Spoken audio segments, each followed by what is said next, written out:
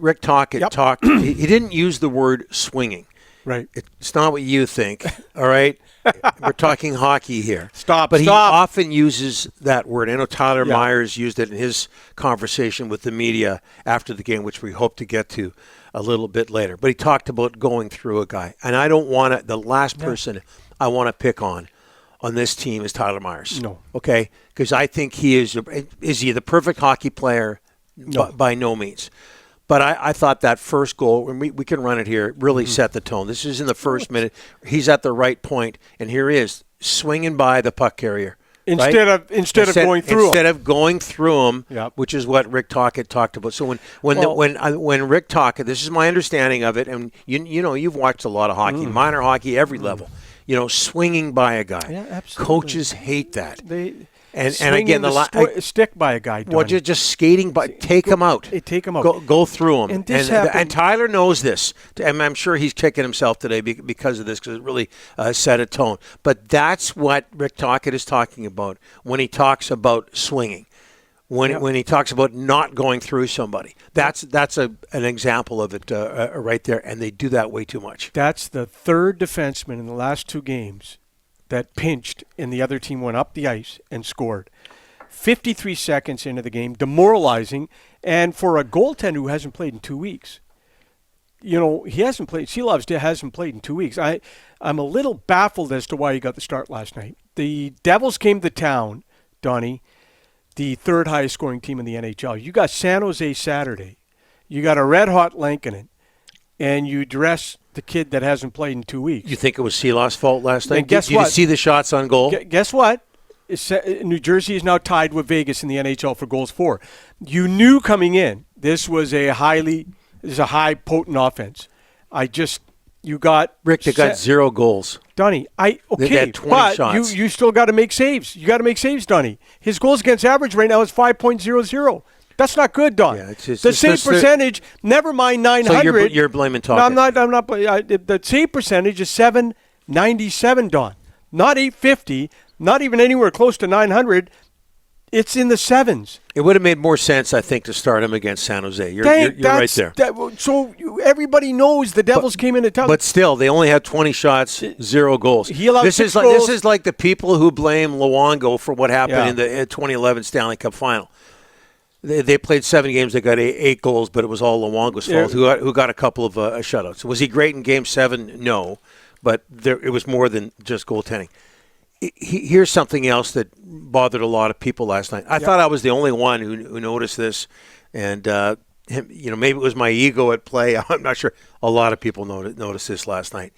Near the end of the first period, face-off in the Jersey end, Miller gets knocked down, but the puck makes its way to Pettersson with about 4 or 5 seconds left. Yeah.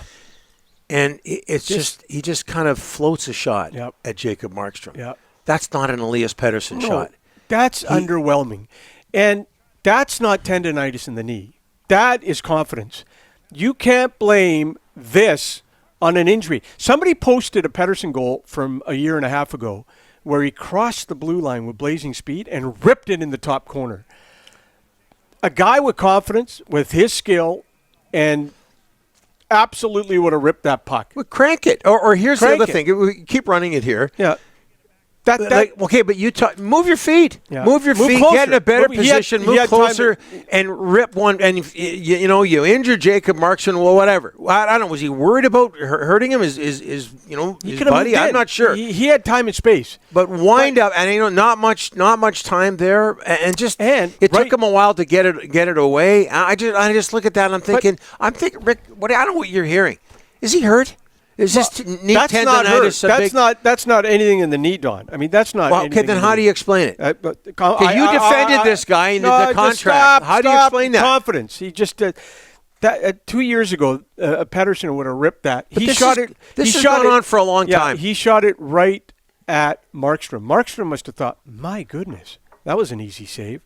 Yeah, we are all baffled. The media, the fans, everybody. And I'm sure the team is too. I'm sure the coaching staff is. I'm sure the management is. Where's the Pettersson that we know of a year and a half ago? Even last year, Don, I think he had 15 points after 10 games. He's got 4 after 9. That's a big difference. 1 goal. Year over year at the same time. Well, is it a big difference? Okay, he had 15 points after 10 games last year, Don. He had 1 goal in the playoffs last year in 13 games. I'm talking year over year to this day. You go back to like when he signed his contract in March. There hasn't been much. They can't go. They can't go far with him being average. They can't go far. Your best players have to be your best players. I know there's other guys struggling. DeBruska's got to be happy as hell that Pettersson's getting all the heat because he's got no goals in 9 games. And last night, DeBrusk had no shots on net. If you're a shooter and a goal scorer and you got no shots on net and you're looking for... And he's not making 11-6. Well, they should do what Lekaramaki's doing in Abbotsford, 22 shots in 4 games. And, they're just not shooting, Don. What does Lekaramaki's have to do with anything? I'm just saying there's a goal scorer who's got 22 shots in 4 games. These guys aren't shooting enough. Well, they're not getting in position to shoot. And, he talks a lot about, and it's not just Pettersson, but moving your feet. That's how you get in position to shoot. There's just so much going on. But I'll tell you one guy, and I tweeted this out, put an A on Connor Garland. Look what he came up with last Passion.